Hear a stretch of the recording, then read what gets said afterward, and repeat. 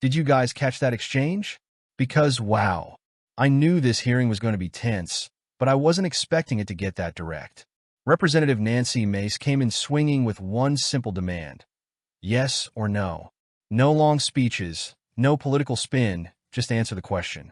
And what happened? Well, that's exactly what we're about to watch together. Before we jump into it, I want you to pay close attention to something.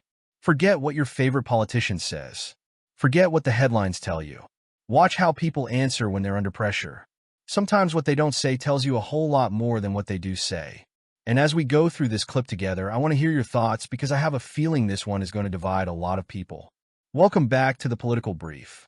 If you believe in honest conversations, accountability, and getting past the talking points, make sure you hit that subscribe button, leave a like, and turn on notifications so you never miss a video.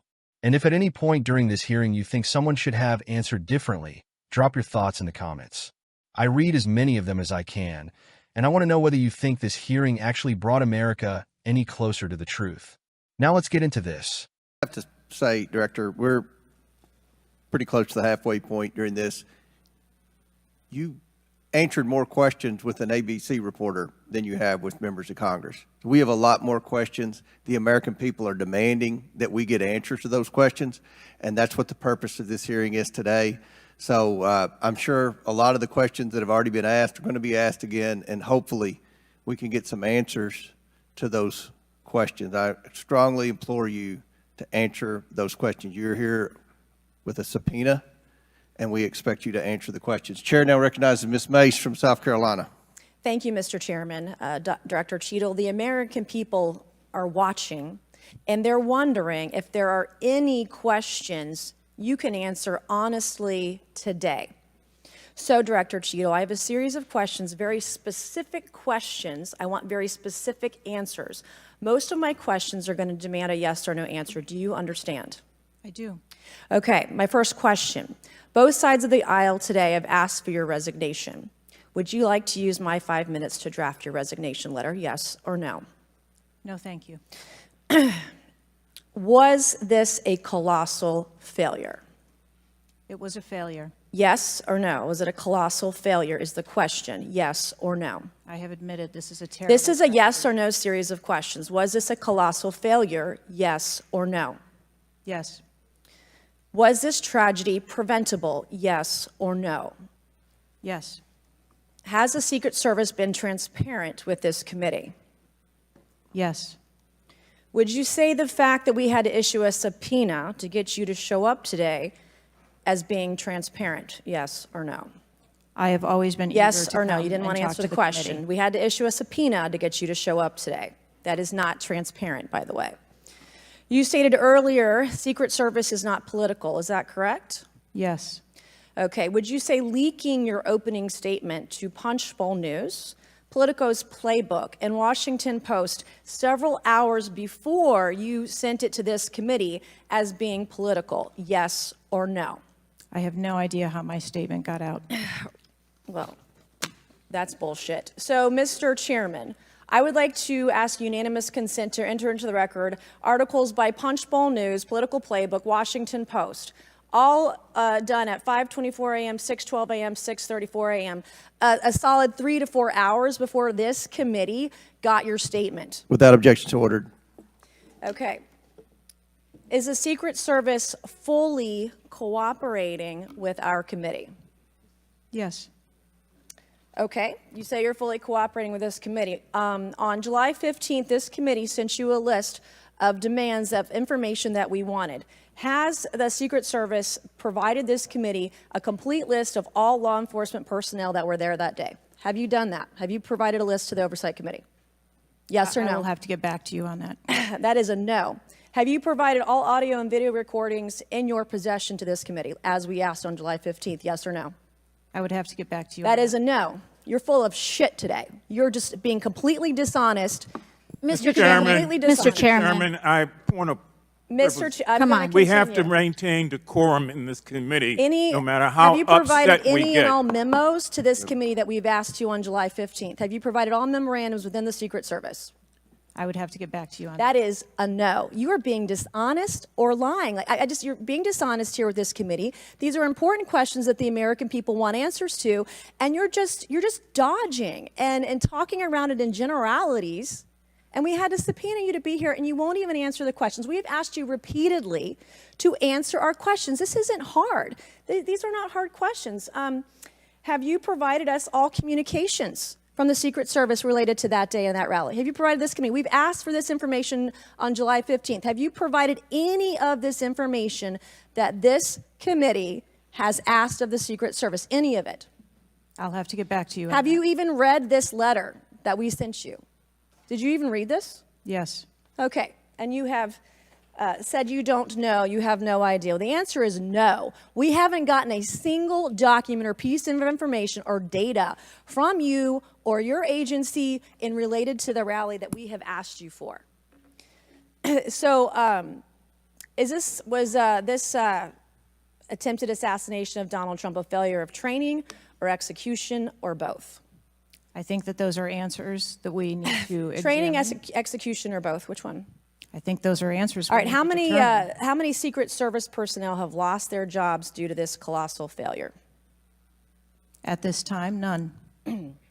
How many Secret Service personnel have been required to take a refresher course on how not to let people shoot Donald Trump?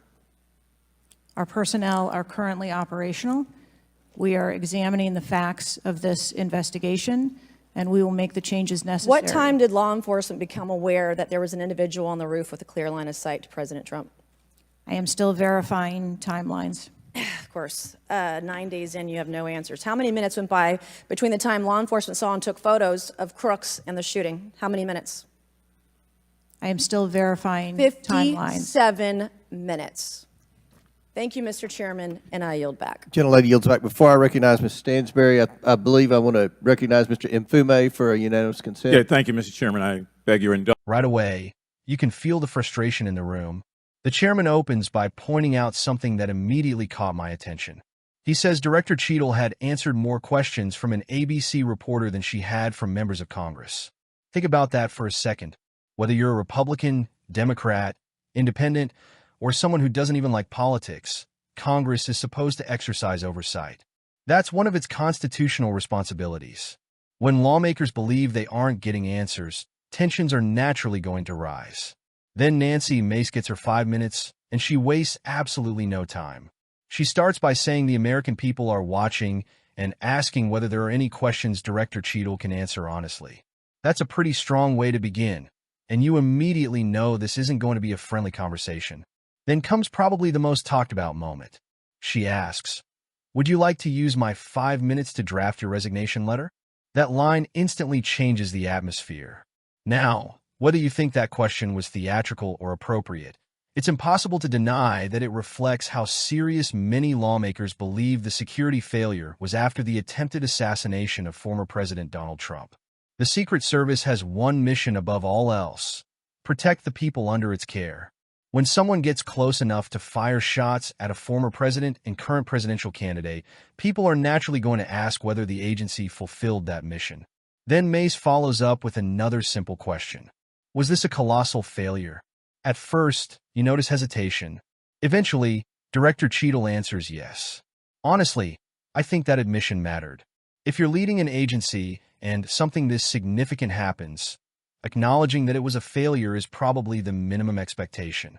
The American people aren't looking for someone to pretend everything went according to plan when everyone watched what happened on live television. Then Mace asks another straightforward question. Was this tragedy preventable? Again, the answer is yes. And that's where things become even more concerning. If something was preventable, then naturally people are going to ask what went wrong, who made the decisions, and whether changes will be made to ensure it never happens again. As a conservative, I believe government agencies should be held to the highest standards, especially when they're entrusted with protecting American leaders. Accountability isn't anti-government. It's exactly what makes government answerable to the people. One thing that really stood out to me was Mace's focus on transparency. She repeatedly asked whether the Secret Service had provided requested documents, communications, audio recordings, video recordings, personnel lists, and internal memorandums. And over again, The response was essentially, "I'll have to get back to you." Now, let's be fair here. There are legitimate reasons why officials sometimes can't immediately release certain information during an active investigation. Sensitive security procedures, classified information, or evidence preservation can all be valid concerns. Those are real issues.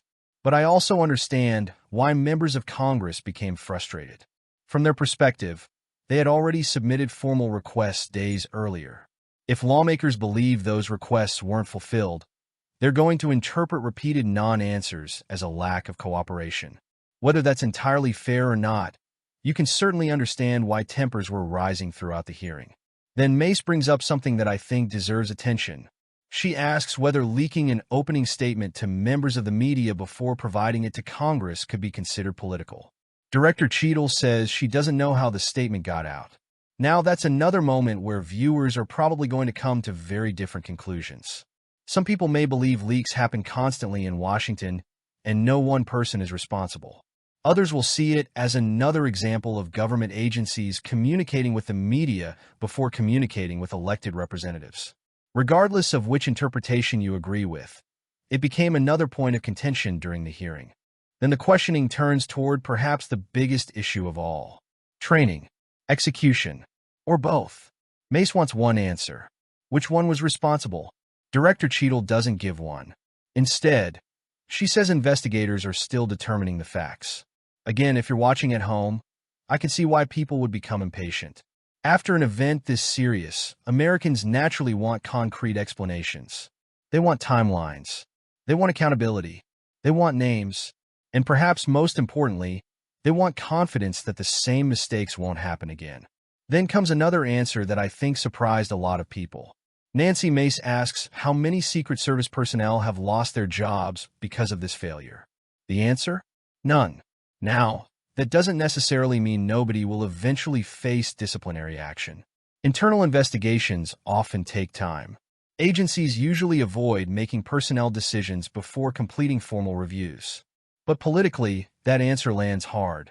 For millions of Americans watching, hearing none after witnessing one of the most significant security failures in decades was always going to generate criticism. Then she asks how many personnel have had refresher training.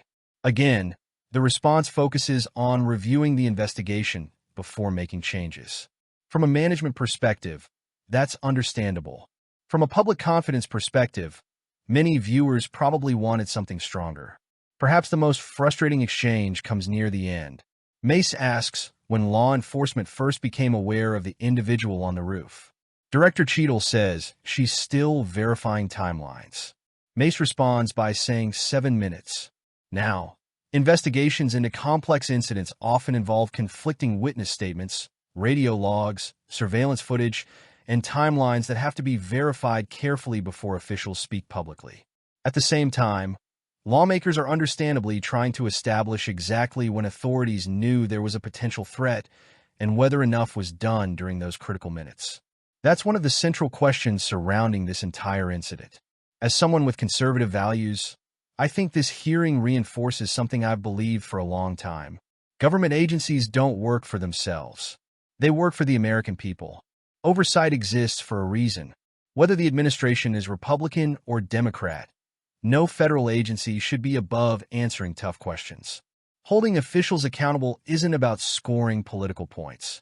It's about making sure failures are identified, corrected, and never repeated. That principle should apply regardless of who occupies the White House. Now, I also think it's important not to jump to conclusions before investigations are complete. Assigning blame without sufficient evidence doesn't help anyone. But asking hard questions, demanding transparency, and expecting accountability are entirely appropriate when a security failure of this magnitude occurs. The American people deserve clear explanations about what happened, what went wrong, and what specific steps are being taken to strengthen security going forward. Because at the end of the day, this isn't just about one hearing or one official. It's about public trust. When trust begins to disappear, confidence in institutions follows. That's why moments like this matter. Not because they're dramatic, not because clips go viral, but because accountability is one of the foundations of representative government. Now I want to hear from all of you. Do you think Director Cheadle answered these questions adequately? Do you think Congress was right to push as hard as it did? Or do you think there were legitimate reasons some of these answers couldn't be provided during an ongoing investigation? Let me know down in the comments because I know this is one people are going to have strong opinions about.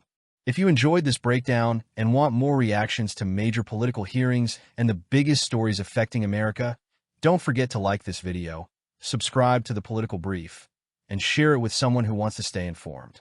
Thanks for watching, God bless you, and God bless the United States of America.